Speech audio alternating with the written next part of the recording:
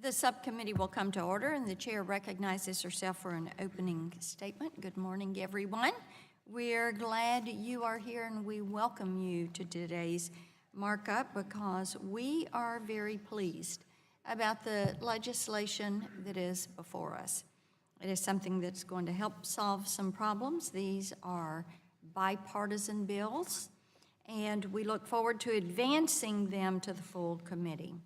Though each of these bills addresses a different part of our communications ecosystem, they are all timely and important, from public safety to closing the digital divide. First, we will consider Mr. Stewart's National Suicide Hotline Improvement Act, which has 5 Democratic and 5 Republican co-sponsors on the Energy and Commerce Committee.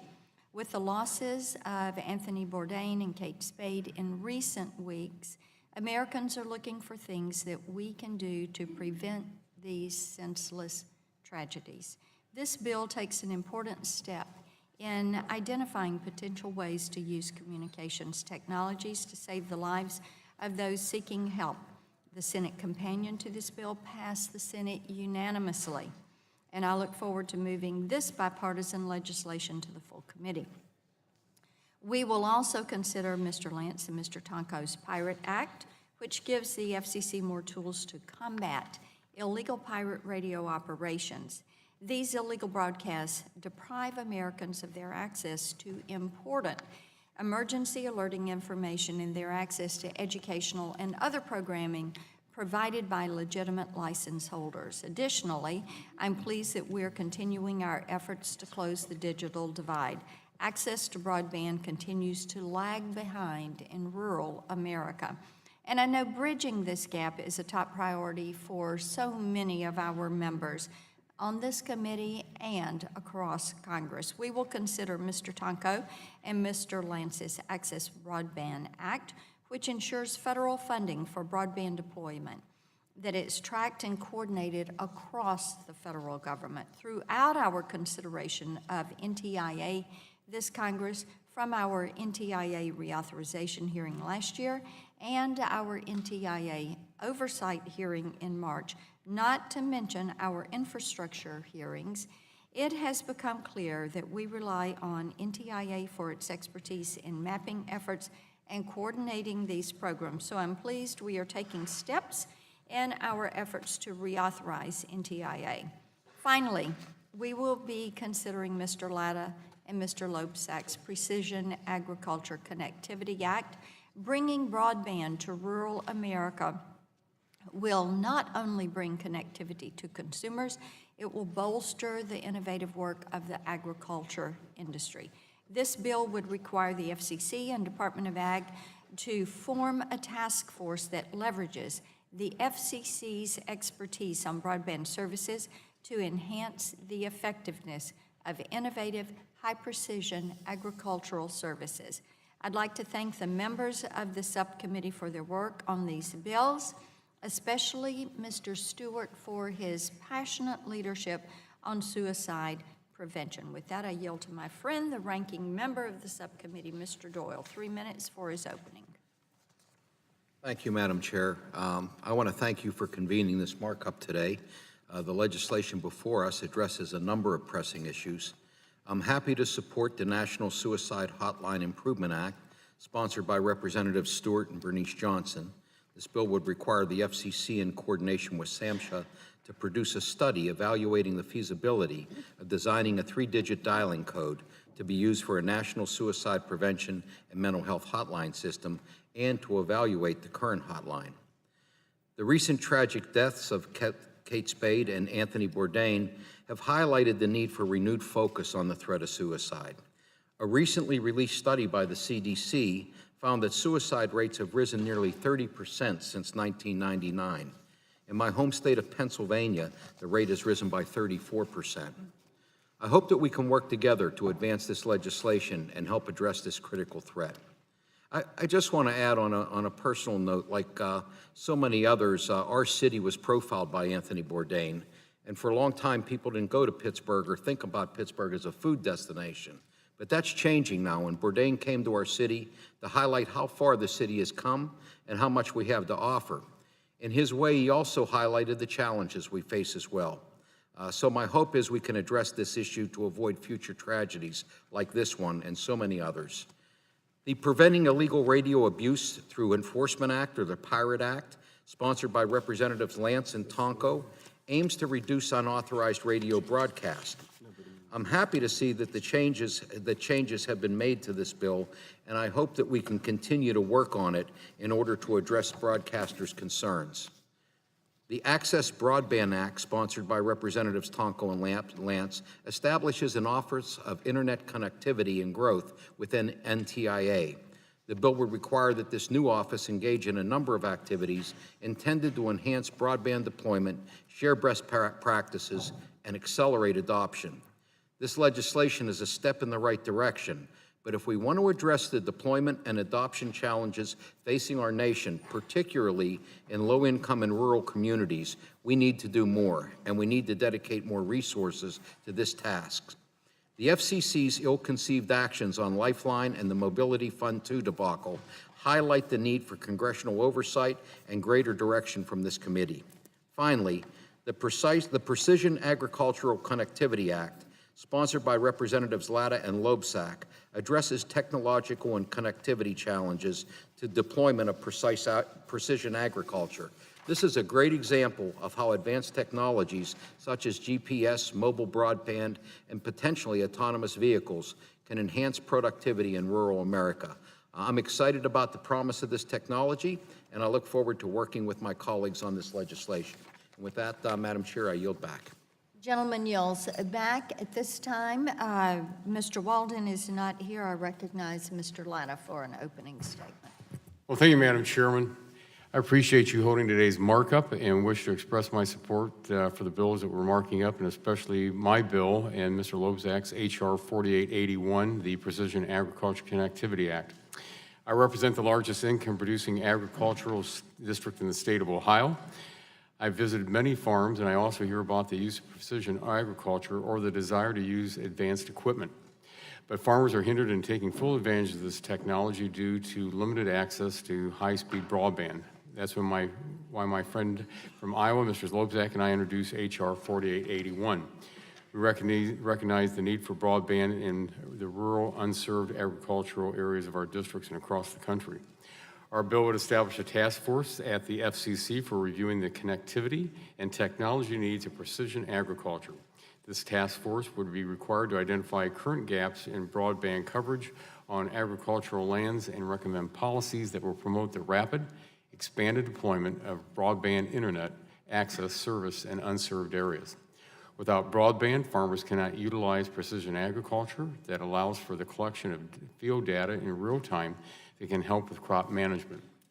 This type of technology helps farmers maximize resources to reduce costs, increase crop yields, and promote environmentally sustainable practices. I urge my colleagues to support this bipartisan piece of legislation and all the bills that we have before us today, Madam Chairman, and I yield back the balance of my time. Thank you. Gentleman yields back. Mr. Pallone, you are recognized for an opening statement. Thank you, Madam Chairman. I'm glad that we're meeting to mark up 4 bills, but it's unfortunate that the subcommittee chose not to take up a proper balance of proposals led by Democrats, and I hope we can find ways to work on this inequity moving forward. One of the bills before us aims to strengthen the efforts of the Federal Communications Commission to crack down on pirate radio stations, radio operators, I should say. Another bill would set up a process for the FCC to consider how to support broadband or internet-connected farming techniques. The third bill would help the federal government better target our efforts to support broadband. And the fourth bill will make important improvements to the National Suicide Prevention Lifeline. This life-saving tool offers confidential emotional support to people in suicidal crisis or emotional distress 24 hours a day, 7 days a week. The idea was simple: help people in a crisis before it's too late. This lifeline is needed now more than ever. Last week, a report from the Centers for Disease Control and Prevention found that suicide rates increased by 28% between 1999 and 2016. 49 states experienced an increase in suicide rates during that period. Suicide is a problem that affects people from all walks of life. It's the 10th leading cause of death in the U.S. Among some groups, the toll is even higher. Suicide is the second leading cause of death among American Indian Alaska Native youth between the ages of 10 and 24. And these statistics point to a problem that is all too real and sadly all too common. That fact was evident last week when both Kate Spade and Anthony Bourdain, both very successful in their respective industries, took their own lives. It's heartbreaking when someone is suffering so much that they choose to end their own life. The National Suicide Prevention Hotline Improvement Act before us today would make it even easier for people wanting to connect with someone through the hotline, and the bill will give people an easy-to-remember 3-digit code like 911 to call when they or their loved one is in crisis rather than the current 10. And it's a common-sense measure that will help Americans get the critical support they need during a time of crisis. So I look forward to supporting this bill and the other three, and unless someone wants my time, and I guess other members get to speak, I yield back the balance of my time, Madam Chair. Gentleman yields back. Mr. Collins, you're recognized for 1 minute. Thank you, Madam Chair. Since I've been on this subcommittee, I have raised time and again the issue of pirate radio. Pirate radio operators threaten public safety and negatively affect not only radio listeners, but also local broadcasters. It is time that we give the FCC the tools they need to combat these pirates. Today, we are taking a step to do that by marking up H.R. 5709, the Pirate Act. The Pirate Act is a bipartisan bill that I introduced with Vice Chairman Lance, Representative Bilirakis, and fellow New Yorker Representative Tonko. This bill fines for illegal pirate operations, streamlines the FCC's enforcement process, and empowers state and local law enforcement to combat illegal pirate operations. I commend Chairman Pai and Commissioner O'Reilly for their advocacy and work in combating the pirates plaguing our broadcast system. I thank Vice Chairman Lance for his joint leadership on this issue, and I urge support for this legislation. I yield back. Gentleman yields back. Are there other members? The gentlelady is recognized for 1 minute for her opening. Thank you, Madam Chairwoman. I move to strike the last word. I'm proud to support this bill. It's bipartisan, and I think that it is going to go a long way to help people. I've long been a champion of mental health issues going back to my service on the San Mateo County Board of Supervisors, and I know that when someone is struggling mentally, reaching out for help can seem like really the hardest thing to do. This bill is going to further the goal of making access to critical support service as simple as possible. We've taught our children when they were very young, in case of an emergency, to dial 911. I know I did and many others did. Why? Because it's simple, it works, it's accessible, and this bill applies that same logic to mental crisis. So our hope is that in the end, like 911, it's going to help to save lives. I think as members of Congress, helping to save American lives is one of our greatest callings. And I think that this bill advances that. So I'm proud to support it. I'm sure that this is going to just sweep right through our subcommittee, go on to the full committee and the full House. And I yield back the balance of my time. And I thank all the sponsors of it and co-sponsors. Thank you, Madam Chairwoman. Gentlelady yields back. I know there are no further requests for time on the Republican side. Are there any other members? Ms. Clark, you're recognized for 1 minute. I thank you, Madam Chair, and I'd like to strike the last word. I thank you, Madam Chair and Ranking Member Doyle, for convening our subcommittee for this important and timely markup. Today, we are marking up a critical piece of legislation that I am proud to co-sponsor, H.R. 2345, the National Suicide Hotline Improvement Act of 2017. I'd like to thank my dear colleague, Representative Eddie Bernice Johnson and Representative Chris Stewart for introducing H.R. 2345. This bill creates a process for generating a new 3-digit number for Americans to reach the National Suicide Prevention Lifeline, and as has already been stated with the recent suicide deaths of American fashion designer and businesswoman Kate Spade, the celebrity chef, author, and documentarian Anthony Bourdain, And on a more personal note, late last year in New York City, a dear family friend, persevering entrepreneur, founder and president and CEO of Golden Crust Caribbean Bakery and Grill, Mr. Lowell Hawthorne, who unfortunately took his life. We must make sure we help those in need of seeking help. As a hip-hop fan, I was delighted to see the enormous success of Maryland's native rapper Logic's song entitled 1-800-273-8255, featuring Alicia Cara and Khalid, about suicide prevention. Logic stated that the song was the most important song he has ever written, and I do agree. There's something each of us can do. On the day of the song's release, the Suicide Prevention Hotline received the second highest daily call volume ever at that time, over 4,573 calls.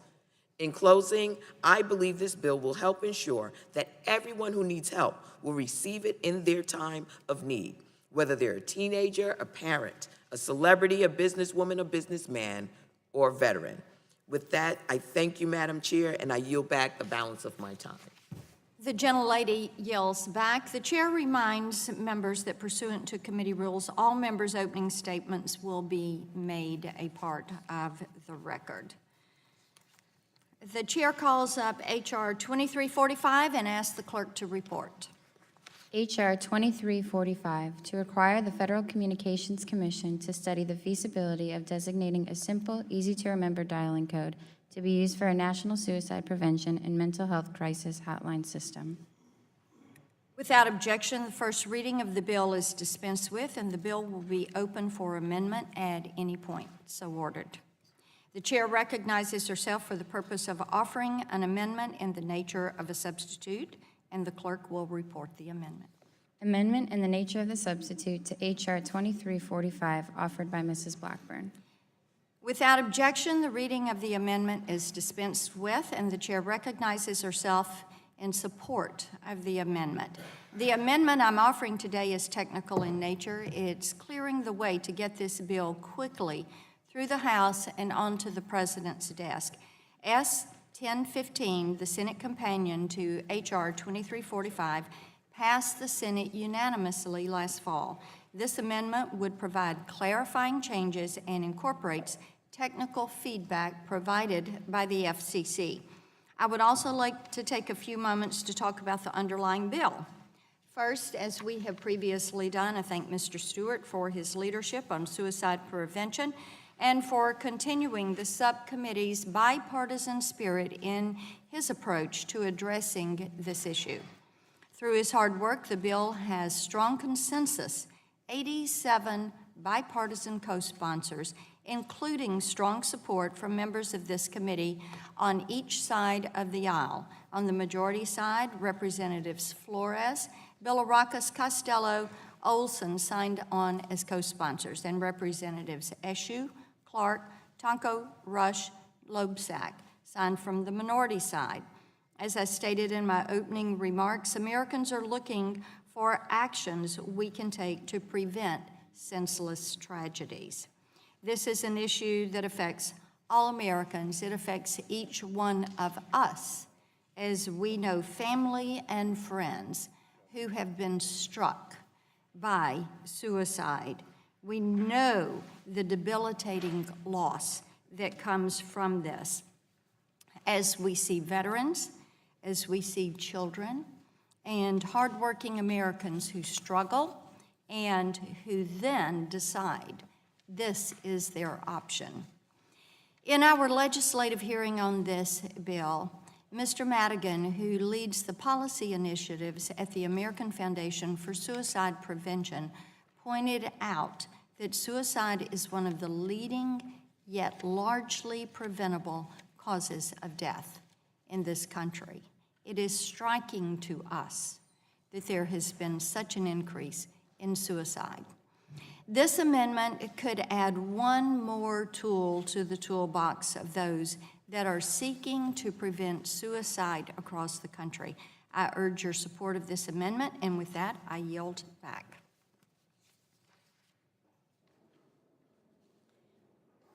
If there is no further discussion, the vote occurs on the amendment in the nature of a substitute as amended.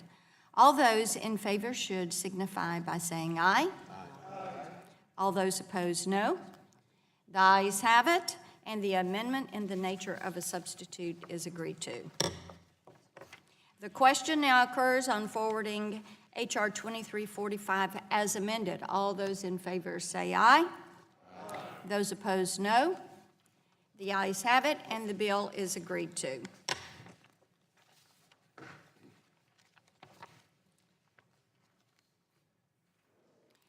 The chair calls up H.R. 5709 and asks the clerk to report. H.R. 5709, to amend the Communications Act of 1934 to provide for enhanced penalties for pirate radio and for other purposes. Without objection, the first reading of the bill is dispensed with, and the bill will be open for amendment at any point. So ordered. The chair recognizes the vice chairman, Mr. Lance, for the purpose of offering an amendment in the nature of a substitute. Thank you, Chairman. I have an amendment at the desk. Report the amendment. Amendment in the nature of the substitute to H.R. 5709 offered by Mr. Lance. Without objection, the reading of the amendment is dispensed with, and the chair recognizes Mr. Lance for 5 minutes in support of the amendment. Thank you, Chairman.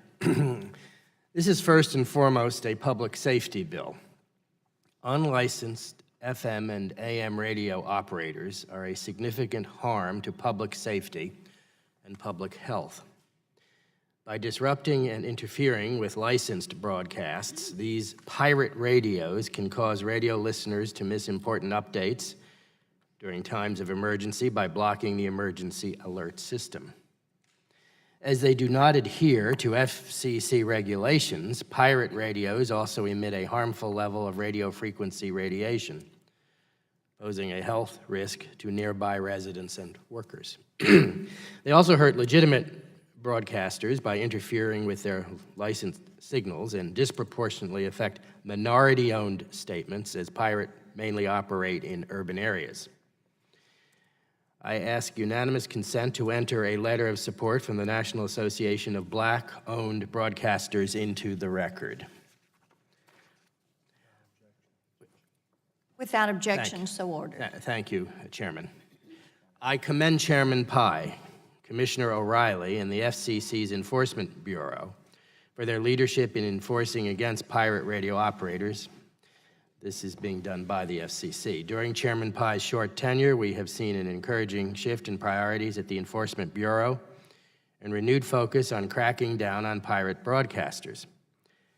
However, as Commissioner O'Reilly has stated before this subcommittee, the FCC's current enforcement tools are not sufficient to forcing these bad actors off the air permanently. This bill would increase the FCC's ability to crack down on pirates by increasing the maximum fine, streamlining enforcement, and holding facilitators liable, among other things. I thank Congressman Tonko, Collins, Bilirakis, and the other bipartisan co-sponsors for their leadership on this issue and for working with me on this important legislation. Our states are among the most affected by pirate radio operators in the country. This includes New Jersey, where I live, New York, and Florida. And I am pleased we are able to work in a bipartisan capacity to protect our constituents and local broadcasters from these menaces to public safety and health.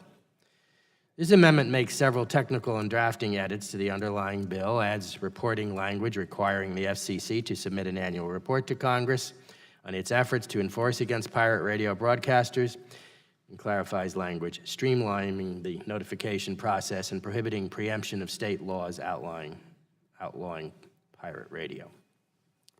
The reporting language is intended to provide oversight of the FCC's enforcement actions.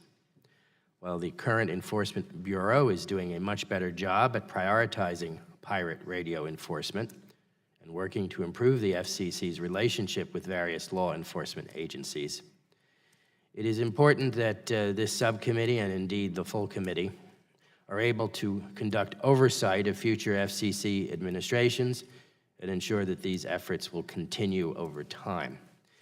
It will allow us to see if new tools we provide the agency in the underlying bill are working. I thank the chairman for bringing up this important piece of legislation and urge adoption of my amendment and of the underlying bill, and I yield back the balance of my time. Gentleman yells back. Are there others seeking time? You're recognized, Mr. Doyle. No, we'll get to, yeah, then let's dispense with the amendment in the nature of the substitute. Mr. McNerney, you're recognized for. I move to strike the last word. The elimination of broadband privacy protections has left consumers without any control over how their internet service provider uses personal information they share online. Now, nothing prevents companies from selling consumers' browser history to the highest bidder without any notification, permission, or even if this involves consumers' financial health or health information. The harmful effects of consumers do not stop there.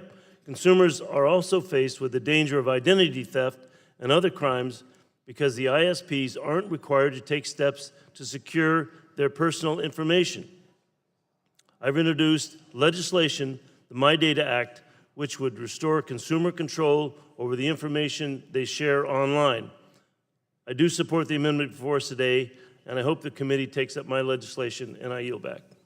Gentleman yells back. Mr. Doyle, you are recognized for the purpose of your amendment to the amendment. Yes, Madam Chairman, I have an amendment in the nature, an amendment to the amendment in the nature of a substitute at the desk.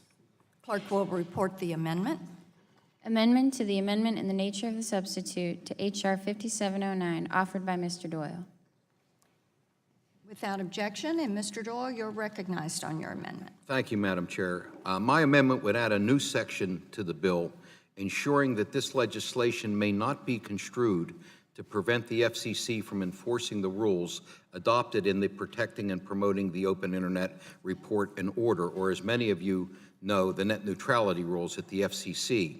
These rules were formally repealed this past Monday on June 11th. I intend to offer and withdraw this amendment, but I wanted to use this opportunity to highlight an important issue. The repeal of net neutrality rules by the FCC has been overwhelmingly opposed by the vast majority of Americans.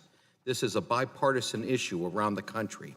That's why I've introduced a resolution to restore net neutrality, and I urge every member to sign the discharge petition on the floor to bring this resolution for a vote. I would once again request that the majority hold an oversight hearing of the FCC. The majority had initially promised to hold quarterly hearings with the Commission. Our last hearing with the Commission was October of last year. This committee cannot effectively oversee this agency if it cannot hold them publicly accountable for their decisions. The decisions the Commission is making in the absence of proper oversight are deeply troubling and incredibly impactful on our society and our economy. We cannot ignore our fundamental obligation as the Committee of Jurisdiction.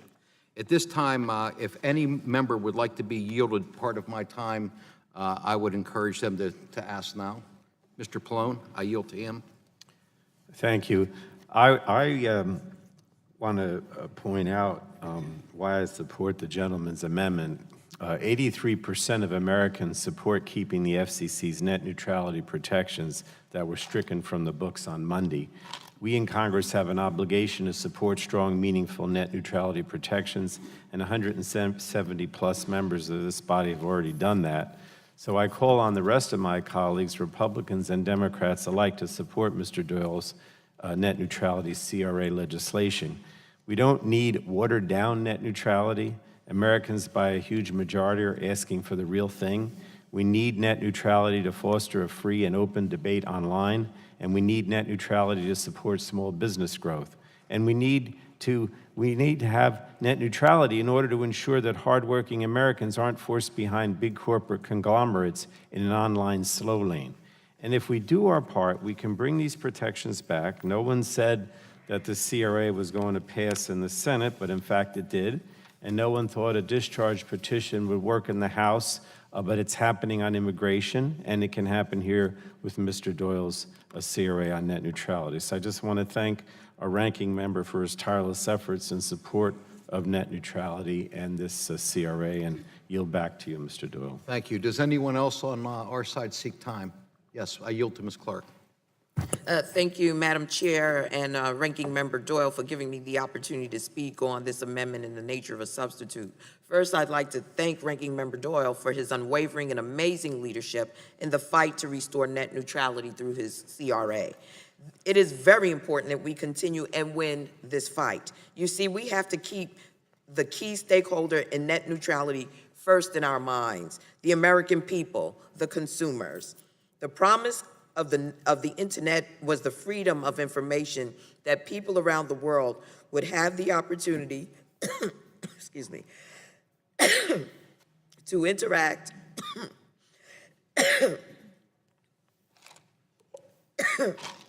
and access information. Excuse me.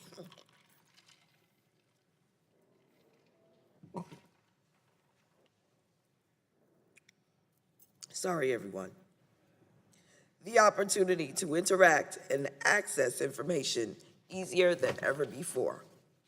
We must honor this promise. With that, I yield back to the gentleman. Excuse me. Thank you. Does anyone else on our side seek time? Mr. McNerney. I thank the ranking member for yielding. Net neutrality protections are essential for our democracy and for a growing economy. The protections have been critical for small businesses and innovation in my district and around the country, and they have been a vital gateway for economic opportunity.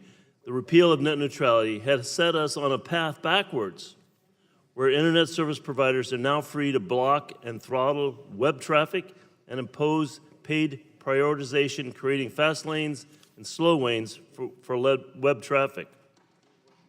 But the fight for a free and open internet is not over.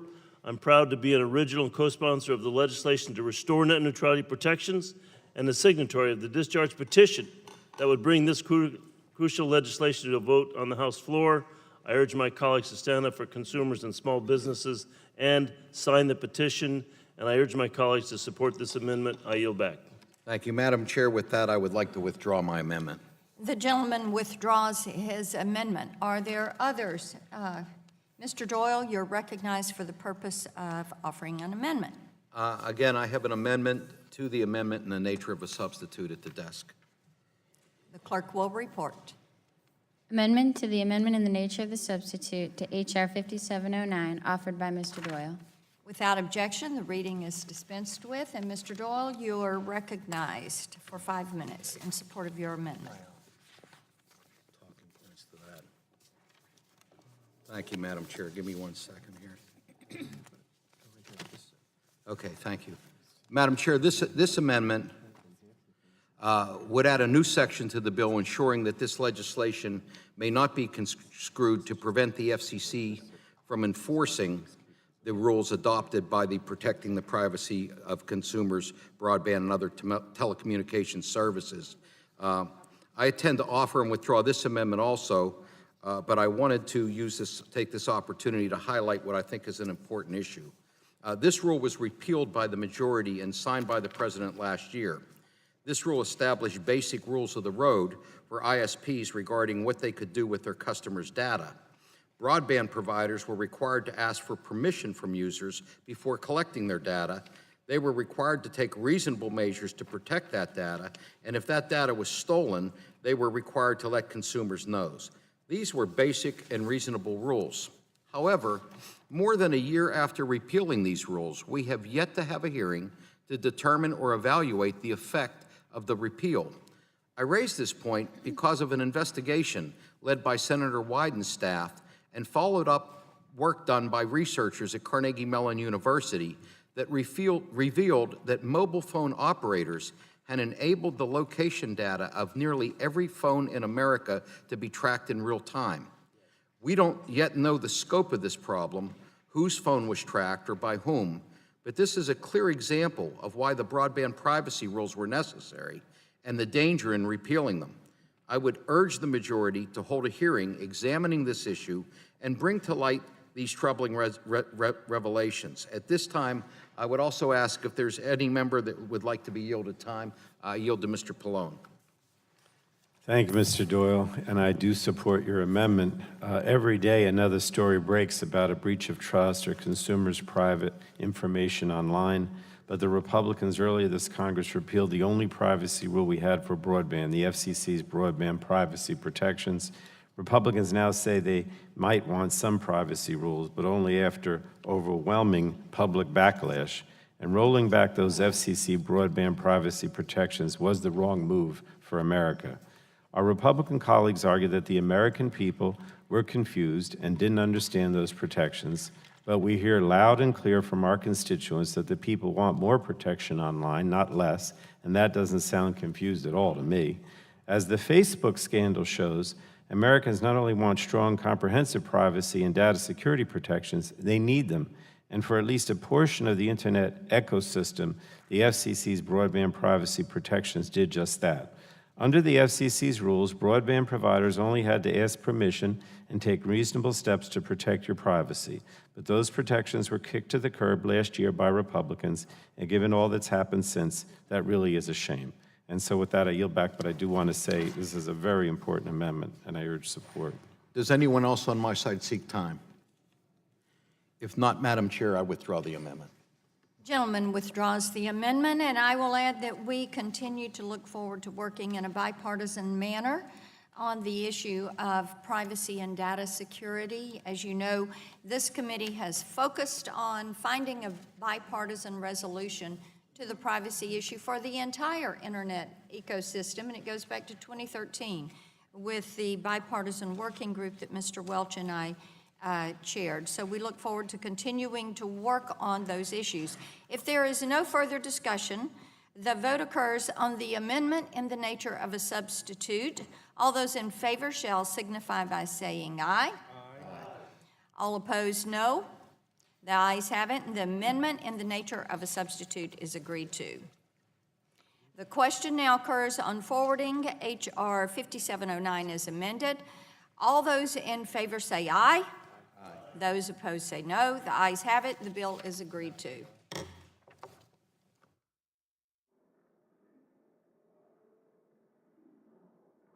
The chair calls up H.R. 4881 and asks the clerk to report. H.R. 4881, to require the Federal Communications Commission to establish a task force for meeting the connectivity and technology needs of precision agriculture in the United States. Without objection, the first reading of the bill is dispensed with, and the bill will be open for amendment at any point. So ordered. The chair recognizes the vice chair, Mr. Latta, for the purpose of offering an amendment in the nature of a substitute. Well, thank you, Madam Chair. I have an amendment at the desk. Clerk will report the amendment. Amendment in the nature of a substitute to H.R. 4881, offered by Mr. Latta. Without objection, the reading of the amendment is dispensed with, and I recognize Mr. Latta for 5 minutes in support of his amendment. Well, thank you, Madam Chair. My amendment in the nature of substitute H.R. 4881 makes technical changes to the underlying bill to improve the consistency of certain wording and to clarify the duties of the task force. The amendment also clarifies that the task force should not recommend using existing universal service programs to target funding support for the purpose of this act. These bipartisan changes reflect guidance received by stakeholders and technical assistance provided by the FCC. Thank you. Gentleman yields back. Is there further discussion on the amendment? You're recognized, Mr. Loebsack. Madam Chair, I have an amendment at the desk, an amendment to the amendment in the nature of substitute. Gentleman is recognized for the purpose, or the clerk will report the amendment. Amendment to the amendment in the nature of a substitute to H.R. 4881, offered by Mr. Loebsack.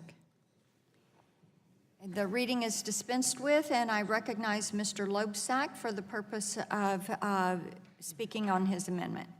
Thank you, Madam Chair. I would first like to thank the chair and the ranking member for having this markup today and bringing the Precision Agriculture Connectivity Act up for consideration. My amendment with Mr. Latta is a technical amendment to the definition of broadband in the bill. It is a bipartisan amendment in the spirit of ensuring this bill advances the sort of bipartisan consensus that we need more of to bring broadband to rural America. I'm very happy that we've been able to come to a bipartisan consensus on this bill, and we'll be moving it forward today. I hope the support we show for this bill today will mirror that of the support it received on the House floor when we were debating the Farm Bill itself, and that before year's end, the Precision Agriculture Connectivity Act will be law. Because the future of rural development in Iowa and across the country depends in large part on the access to the internet and specifically broadband, I've met with small businesses, farmers, and rural telecommunication companies across Iowa and here in DC, and consistently the importance of expanding high-speed internet access to rural areas is brought up as one of their top priorities. This is critical to rural economic development, to job growth, to businesses, farmers, and to families. And working with my colleague from Ohio, Representative Latta, has been a particular honor, and I thank him for his work on this issue because he's someone who gets it in rural America. Farming is an integral component of the rural economy and a source of pride for the rural community, and we need to be doing more to make sure that we have the tools to do their jobs and provide for the rest of us. And we have to focus on giving family farmers the opportunity to continue the long tradition of family farming and ensuring they have access to precision agriculture technologies is one of the ways that we support that. With that, I encourage members to support this amendment and to support the Precision Agriculture Connectivity Act and American farmers, and I yield back. Thank you, Madam Chair. Is there further discussion on the Loebsack amendment?